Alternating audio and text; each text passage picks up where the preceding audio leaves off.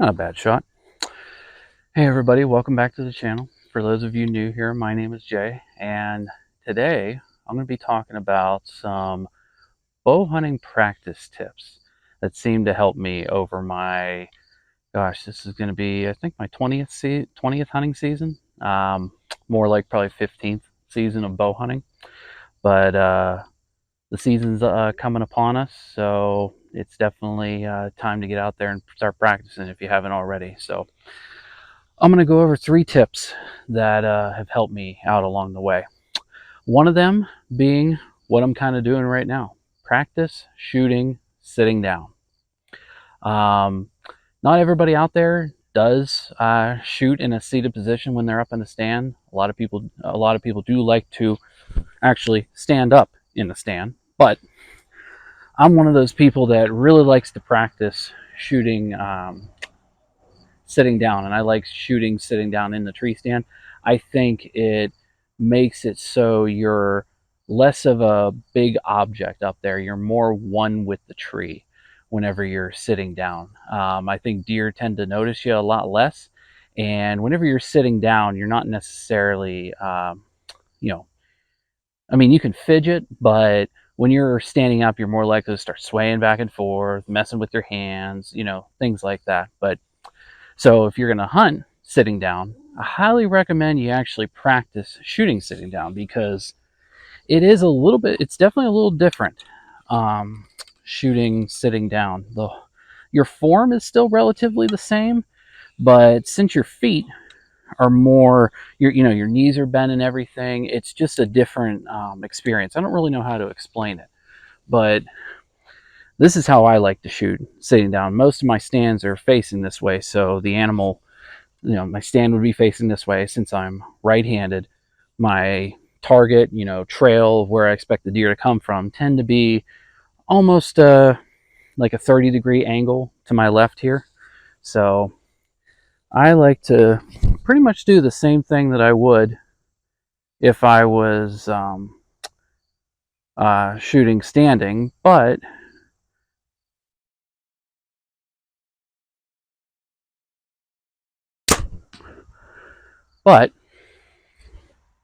sitting down is definitely a little bit different of an experience. So something to practice. Tip number 2. I think this is one that people really tend to forget about. And I'm not doing it right now, but I did just do it on Thursday.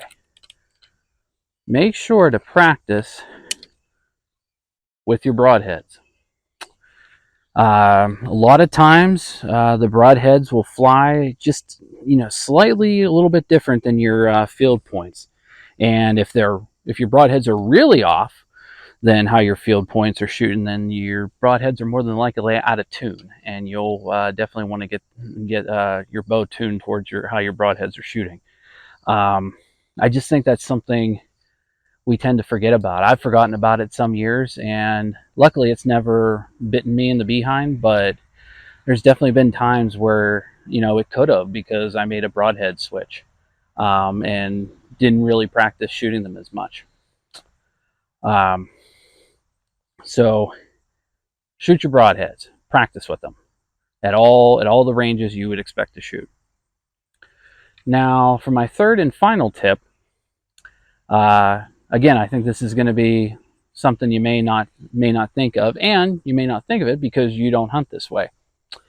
But I'm doing this right now. Practice with your quiver on. I do tend to hunt with my quiver on. I'd say it's 70-30. Whether I have it on or not. 70% of the time I don't, and 30% of the time I do. But no matter what kind of quiver you have, you could have the best, lightest quiver out there, kind of like what I have here with the one that Matthews sells.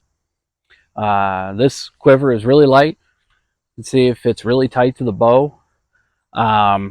Everything in here is lightweight, but I do tend to want to favor, keeping that bubble. The bow wants to lean a little bit to the right because there's a little bit extra weight on this side. So, that's a natural thing. So, um, getting myself used to not compensating for it, not that I'm aiming a different way, it's just putting more focus into, okay, since I have the quiver on, I need to make sure, that bubble may not line up exactly level on my sight as it normally would if I'm shooting my quiver off.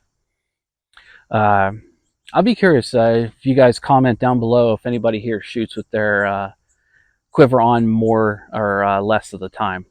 Um, I used to shoot with it almost exclusively on, but over the years, I just know I'm more accurate and more comfortable without it. But there's definitely some situations, some stands that I have where it would be so tough to, I have my bow here. Normally I can have my quiver real close by, so if I need that quick follow-up shot, I can. But sometimes of how the tree works out, there's a bunch, the limbs in the way, whatever. I need to keep the quiver on because I've had it happen to me before, to where this happened 3 years ago. I was in a stand. I ended up shooting a buck pretty high. I spined him and he dropped instantly, but my quiver was a little bit off to my right. And I was fidgeting, trying to get an arrow onto there. And right when I got pulled back, the buck had just made it in some really thick stuff, and I never got a follow-up shot and never got the deer. But I truly believe if I had the quiver on me right here, I would have been able to get a follow-up shot in there fairly quickly. So those are just some tips from me that I think maybe not necessarily hidden tips, but just unthought of things that can help you with practice for this upcoming deer season. Thanks for watching, everybody. Be sure to drop a like, subscribe if you like this content, and I'll see you in the next one. Bye.